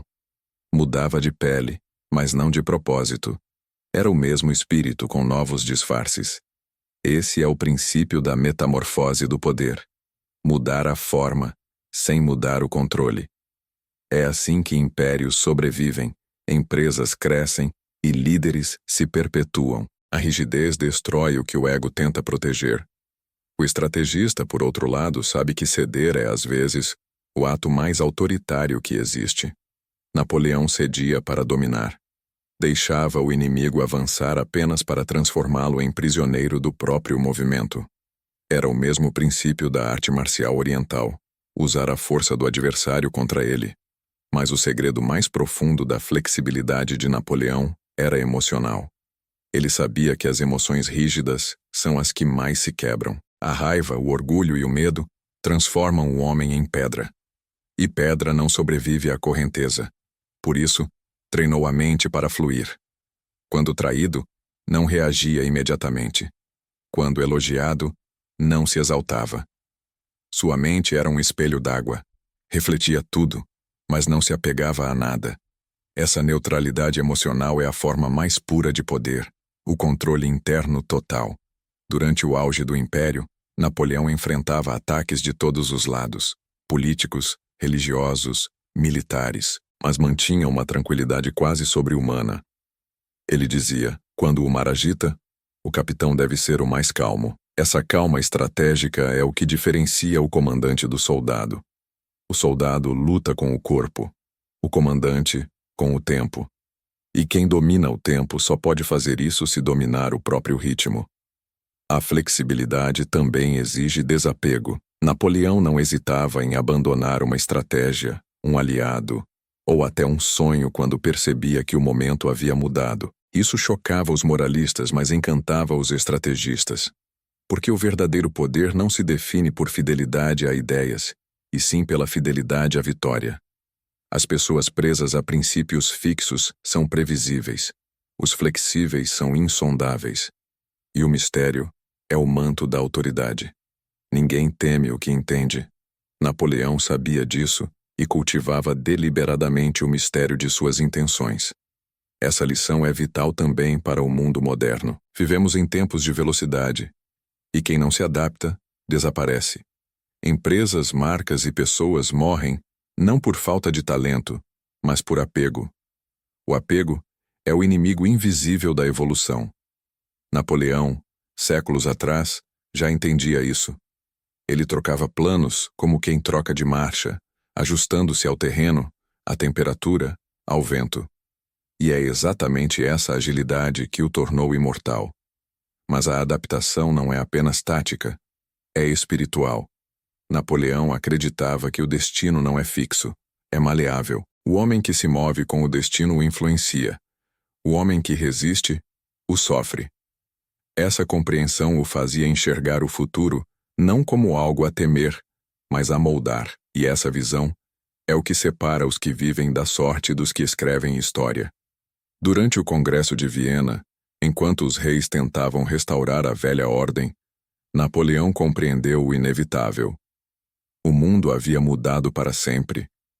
As ideias da Revolução Francesa já estavam enraizadas na Europa e ninguém poderia apagá-las. Ele havia perdido o trono, mas suas ideias haviam vencido. Essa foi sua última grande vitória, a vitória da adaptação intelectual. Mesmo exilado, ele sabia que havia vencido no campo mais importante, o das ideias. E é por isso que, mesmo séculos depois, ainda falamos dele. O poder de Napoleão não sobreviveu por causa de suas armas, mas por causa de sua mentalidade fluida. A mente que se adapta, sobrevive. A mente que sobrevive, domina. E quem domina a adaptação, domina a própria realidade. A aplicação prática dessa lição é simples e brutal. Quando o mundo mudar, mude mais rápido. Quando algo ruir, reconstrua com novos materiais. Quando tudo parecer incerto, torne-se movimento. Porque o poder não pertence ao mais forte, mas ao mais flexível. O ferro quebra, a água vence. A nona lição de Napoleão é uma síntese da própria vida. Adapte-se sem perder o centro. Mude sem se dissolver. Transforme-se sem se corromper. O poder é um organismo vivo. E só os que aprendem a fluir com ele sobrevivem. O império cai. O nome permanece. O corpo morre. O símbolo evolui. Porque o homem que aprendeu a se adaptar se torna eterno, como a água, como a história, como o próprio tempo. Lição 10. Domine a narrativa. Como Napoleão venceu até depois da morte. O corpo de Napoleão Bonaparte morreu em 1821. Mas a mente dele jamais foi enterrada. Séculos depois, seu nome ainda ecoa como símbolo de poder, ambição e genialidade. E isso não aconteceu por acaso. A imortalidade de Napoleão foi uma construção deliberada, uma última campanha travada no campo invisível da narrativa. Ele entendeu que quem domina a história não precisa mais de exército, porque o controle da narrativa é o controle do tempo. Desde cedo, Napoleão sabia que vencer batalhas não bastava. O mundo esquece quem vence uma guerra, mas jamais esquece quem conta a história da vitória. Por isso, ele não lutava apenas por territórios, mas por versões. Enquanto seus generais comemoravam conquistas, ele já ditava o relatório oficial, moldando as percepções que atravessariam séculos. Napoleão não apenas agia, ele escrevia. E quem escreve sobre os próprios atos não deixa espaço para o julgamento dos outros. Ele compreendia o poder do símbolo. Sabia que o homem que domina a narrativa domina o imaginário coletivo. Por isso, usava cada gesto, cada retrato, cada discurso como peça de um quebra-cabeça maior. A construção do mito. As pinturas encomendadas mostravam-no como herói quase divino, subindo montanhas com a capa ao vento, o olhar fixo no horizonte. Mas ele raramente havia subido em um cavalo como aquele. Aquele retrato era pura ficção, e, portanto, pura estratégia. Ele entendia o princípio mais avançado do poder. A verdade é irrelevante quando o símbolo é perfeito. Napoleão criou um personagem de si mesmo. Um personagem invencível, audacioso, destinado. E esse personagem sobreviveu a todas as derrotas. Mesmo após ser exilado, mesmo humilhado pelas potências europeias, sua imagem permanecia intocada. Porque o mito é a prova de fatos. O mito pertence à imaginação. E quem o cria, governa os séculos. Sun Tzu dizia: a vitória completa é aquela que ocorre antes mesmo da guerra. Napoleão entendeu que isso também vale para o tempo. A vitória completa é aquela que continua depois da morte. E para isso, é preciso controlar a história que será contada. Por isso, em seus últimos anos em Santa Helena, escreveu memórias. Não para se justificar, mas para se eternizar. Cada frase era um golpe sutil contra o esquecimento. Ele transformou o exílio em palanque e a prisão em púlpito. Essas memórias moldaram tudo o que sabemos sobre ele. O Napoleão que o mundo recorda não é o homem real. É a versão que ele próprio projetou. O estrategista havia vencido sua última guerra, a guerra pela narrativa, e é por isso que ainda o estudamos, o admiramos e o tememos. Os que o derrotaram em vida foram esquecidos. Mas Napoleão ainda governa a memória da humanidade. Ele sabia que o poder é uma ilusão sustentada pela repetição, e quem repete a própria história, cedo ou tarde transforma mito em fato.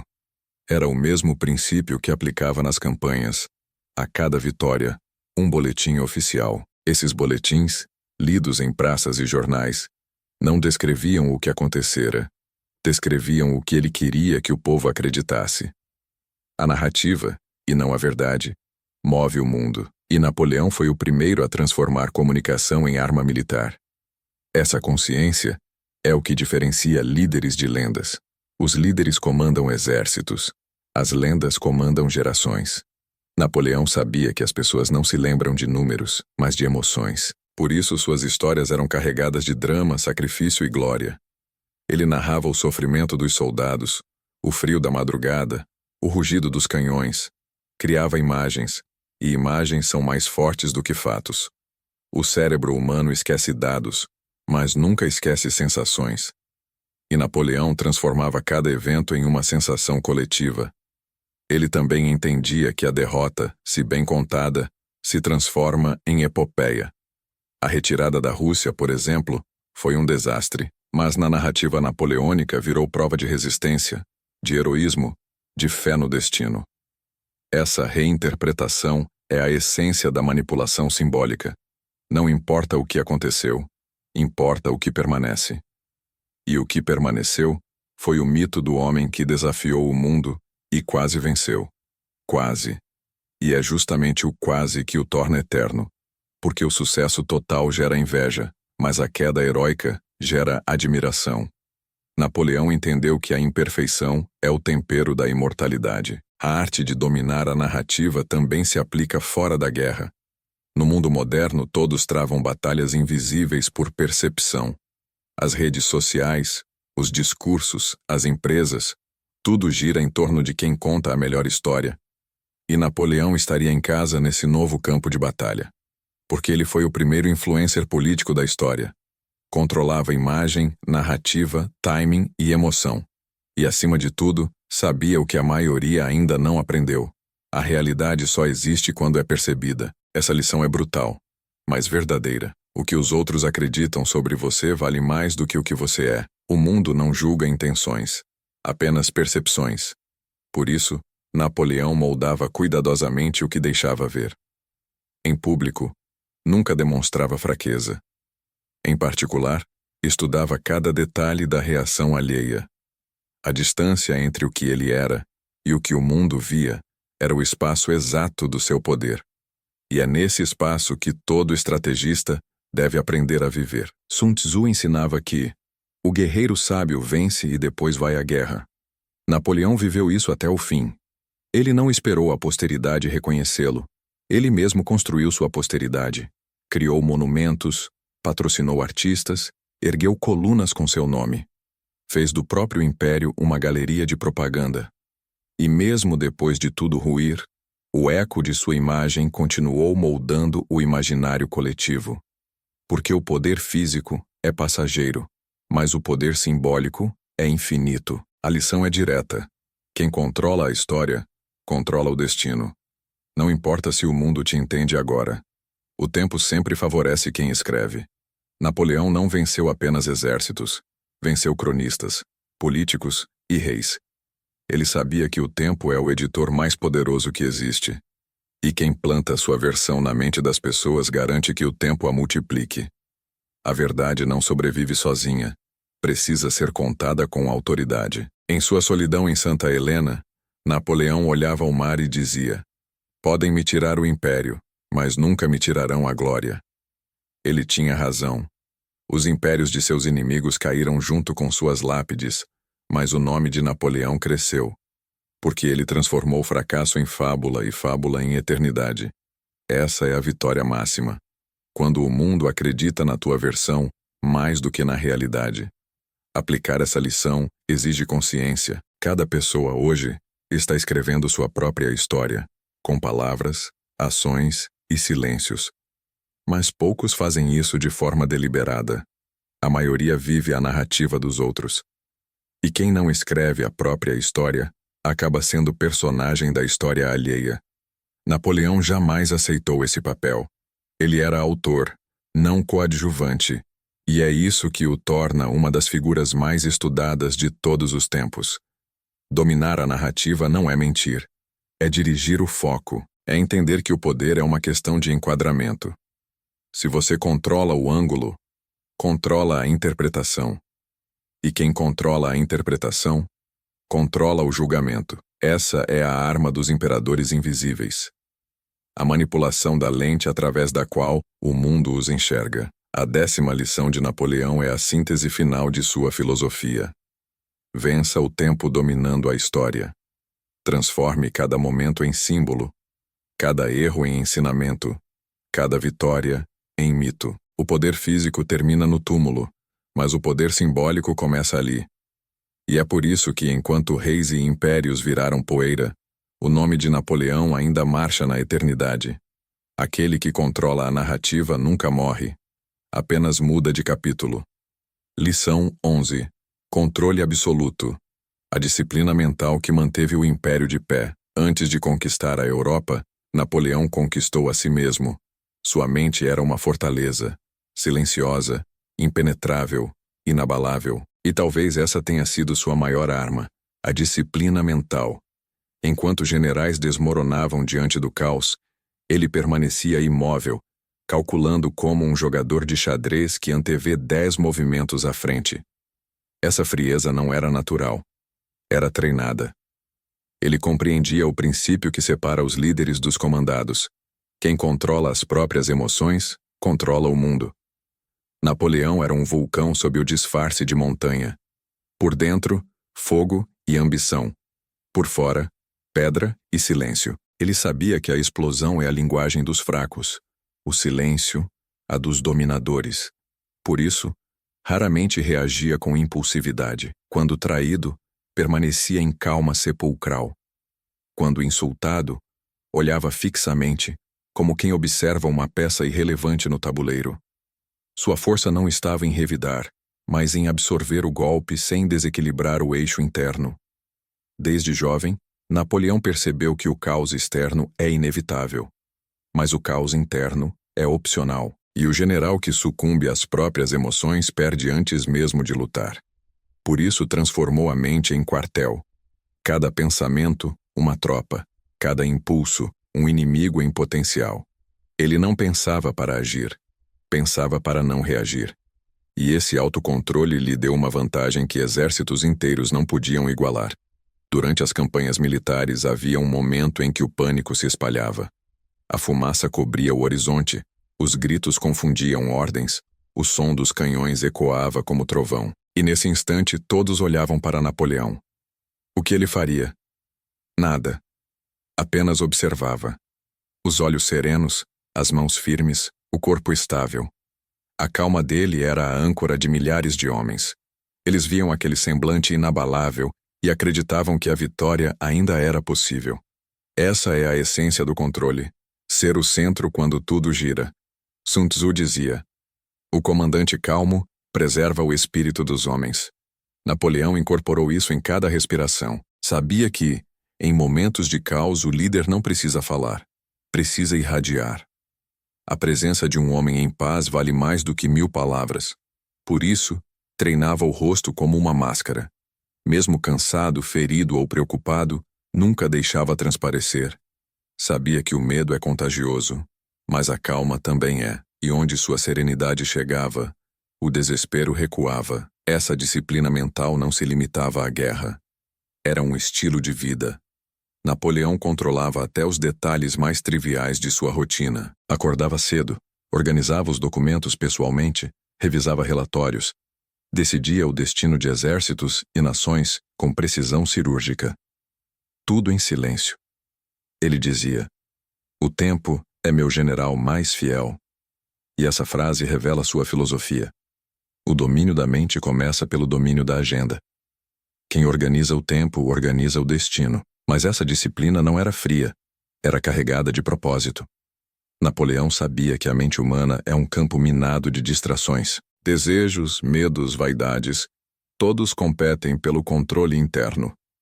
Por isso, ele eliminava o supérfluo. Nada de excessos, nada de luxos desnecessários. Suas roupas eram simples, seu escritório, austero. Ele não se perdia em conforto. Se fortalecia no foco. E isso o tornava incansável. Trabalhava enquanto os outros dormiam, planejava enquanto os outros comemoravam. Porque para ele, descanso era preparação disfarçada. A maior batalha de Napoleão nunca foi contra outros exércitos, foi contra a própria mente. Ele enfrentava a dúvida, o tédio, o ego, o medo da derrota. E vencia todos eles com a mesma estratégia que usava contra inimigos visíveis: antecipação. Quando a ansiedade surgia, Ele já havia decidido como reagir. Quando o orgulho tentava dominá-lo, ele o transformava em ambição produtiva. Quando o cansaço o ameaçava, ele o convertia em disciplina. Essa alquimia interna é o segredo da grandeza. Não eliminar emoções, mas transformá-las em força. Nos períodos mais sombrios, quando a política o cercava de inimigos invisíveis, Napoleão mergulhava em silêncio absoluto. Isolava-se, escrevia, refletia. Sabia que falar demais é abrir brechas, pensar demais é fechar portas. Ele não permitia que as opiniões dos outros moldassem sua visão. A opinião pública muda. O destino não. E quem vive reagindo ao mundo externo perde o império interno. Napoleão preferia governar o invisível. Essa filosofia se reflete em uma das frases mais poderosas que deixou. Há apenas 2 poderes no mundo, o sabre e o espírito. E no fim, o espírito sempre vence o sabre. O espírito aqui é a mente. A espada corta a carne. O pensamento domina séculos. E Napoleão, que perdeu reinos, ainda domina o imaginário. Porque o corpo cai, mas a mente controlada transcende. A disciplina mental também o protegia da manipulação. Ele observava as emoções dos outros como um cientista observa reações químicas. Sabia quando alguém estava tentando irritá-lo, bajulá-lo ou testar seus limites. Mas jamais dava a satisfação da resposta emocional. Seu rosto era indecifrável. E quanto mais silencioso ficava, mais poderoso parecia, porque o mistério é o combustível da autoridade. No entanto, essa força também carregava um peso. O homem que controla tudo, muitas vezes, não é controlado por ninguém. E isso é perigoso. A solidão mental de Napoleão cresceu à medida que seu poder aumentava. Poucos conseguiam acompanhá-lo. Seus conselheiros o admiravam, mas o temiam. Sua mente se tornou um labirinto onde só ele tinha o mapa. E quanto mais subia, mais distante ficava do mundo humano. Essa é a ironia do controle. O poder que protege também isola. Mesmo assim, ele nunca relaxou a vigilância interior. Sabia que a mente é como um cavalo selvagem. Se não for domada, te derruba. Por isso, praticava a reflexão constante. Analisava cada decisão, cada erro, cada emoção. E transformava falhas em lições. Enquanto outros se arrependiam, ele aprendia. A autocrítica era seu confessionário. Mas jamais permitia que a culpa o enfraquecesse. Ele dizia: o arrependimento é uma fraqueza inútil. Reconheça o erro e avance. Esse pragmatismo mental é o que o mantinha funcional mesmo nas ruínas. Sun Tzu dizia: aquele que vence 100 batalhas não é o mais habilidoso, mas o que vence a si mesmo. Napoleão provou isso em cada passo. Quando o mundo desmoronou ao seu redor, sua mente permaneceu erguida. Exilado em uma ilha, sem exército, sem glória, ele ainda se via como imperador. Porque a verdadeira coroa é invisível. É o domínio sobre si mesmo. E ninguém pode arrancá-la. Aplicar essa lição é simples de entender, mas difícil de viver. Exige parar de reagir ao mundo e começar a dirigir o próprio mundo interior. Exige transformar raiva em foco, medo em prudência, desejo em motivação. Significa ser firme quando todos vacilam e calmo quando todos gritam. O controle não é ausência de emoção, é a capacidade de escolher a emoção certa no momento certo. Esse é o verdadeiro comando. A disciplina mental é a ponte entre a vontade e o destino. Sem ela, a força se dispersa. Com ela, se concentra. Napoleão não foi o homem mais forte do seu tempo, mas foi o mais disciplinado. E por isso, sua influência atravessou gerações. O corpo foi derrotado, a mente, jamais. Porque quem governa a própria mente já é imperador, mesmo sem trono. A 11ª lição de Napoleão é a base de todas as outras. Antes de conquistar o mundo, conquiste a si mesmo. A vitória externa é apenas o reflexo da interna, e enquanto houver alguém capaz de dominar suas emoções, o império invisível do autocontrole continuará erguido, sólido, silencioso e eterno. Lição 12. Antecipar é vencer. O poder de ver o futuro antes dos outros. Em um mundo onde todos reagem, Napoleão planejava. Enquanto os inimigos discutiam o presente, Ele enxergava 3 movimentos à frente. Essa era sua verdadeira arma, não os canhões, mas a capacidade de prever. Ele entendia que o futuro não pertence a quem espera, e sim a quem o antecipa. Essa lição, mais do que uma estratégia militar, era uma filosofia de vida. Quem domina o tempo, domina o poder. A antecipação era a alma de sua genialidade. Napoleão não acreditava em sorte. Para ele, a sorte era apenas a junção de preparo e oportunidade. E o preparo começava muito antes do campo de batalha. Ele estudava o terreno, o clima, a moral dos soldados, os padrões psicológicos dos generais adversários. Cada detalhe era um indício. Cada silêncio, uma pista. Ele percebia o que todos viam, mas entendia o que ninguém percebia. Essa diferença é o que separa o gênio do comum. Enquanto outros generais esperavam os relatórios chegarem, Napoleão já agia com base na intuição calculada. Uma fusão entre lógica e instinto. Ele dizia: a intuição é a razão apressada. E essa razão apressada lhe permitia mover exércitos com a velocidade do pensamento. Antes que o inimigo percebesse a ameaça, ele já estava em sua retaguarda. Essa capacidade de agir com antecipação era o que tornava suas campanhas quase sobrenaturais. Parece destino, mas é disciplina. Sun Tzu já havia ensinado: aquele que conhece o terreno e o inimigo vencerá 100 batalhas. Napoleão ampliou isso. Ele conhecia o tempo. E quem conhece o tempo nunca é surpreendido. Ele via padrões onde os outros viam caos. E ao perceber uma tendência, agia antes que ela se tornasse evidente. É assim que os estrategistas moldam o destino, não reagindo, mas criando o cenário onde as reações dos outros já estão previstas. Um exemplo claro foi a Batalha de Austerlitz. Todos acreditavam que Napoleão estava encurralado. Seu exército parecia inferior, suas posições vulneráveis, mas aquilo era teatro. Ele havia previsto que o inimigo, ao ver fraqueza, atacaria impulsivamente, e quando os aliados austro-russos avançaram com confiança, caíram exatamente na armadilha que ele desenhara semanas antes. Em poucas horas, a derrota certa transformou-se na vitória mais brilhante de sua carreira. Napoleão não venceu a batalha, venceu o tempo. A antecipação, porém, exige paciência. E paciência é a virtude dos que enxergam longe. Enquanto os impacientes buscam resultados imediatos, os estrategistas semeiam. Napoleão nunca agia por impulso. Esperava o momento certo, o ponto exato onde a ação mínima produziria o impacto máximo. Era a aplicação prática do princípio oriental. Não lute até que a vitória esteja garantida. E ele só se movia quando o terreno, físico, psicológico e simbólico, estava maduro. Mas o segredo mais fascinante da mente de Napoleão era que ele não previa apenas movimentos militares, previa pessoas. Ele estudava comportamentos como um matemático estuda números. Sabia que a vaidade faz o homem repetir erros, e o medo o faz hesitar. Previa quem o trairia, quem hesitaria, quem se destacaria. E quando esses eventos ocorriam, ele já estava preparado. Para os outros, parecia profecia. Para ele, era apenas observação profunda. Essa habilidade o tornava quase imune a surpresas.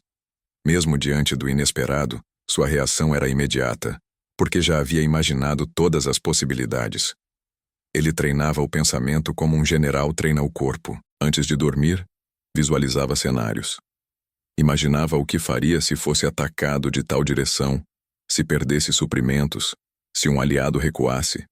E assim, quando o caos real surgia, ele apenas executava o que já havia vivido mentalmente. Essa é a essência da antecipação. Viver o futuro antes que ele aconteça. Na vida moderna, essa lição é mais atual do que nunca. Vivemos em um campo de batalha invisível, o da informação. Quem espera, perde. Quem observa tendências, vence. Empresas, líderes e até indivíduos são derrubados não por fraqueza, mas por lentidão. Napoleão entenderia perfeitamente o mundo atual. Ele antecipava movimentos com a mesma precisão com que hoje um estrategista prevê o mercado. A mente dele era uma máquina de cenário.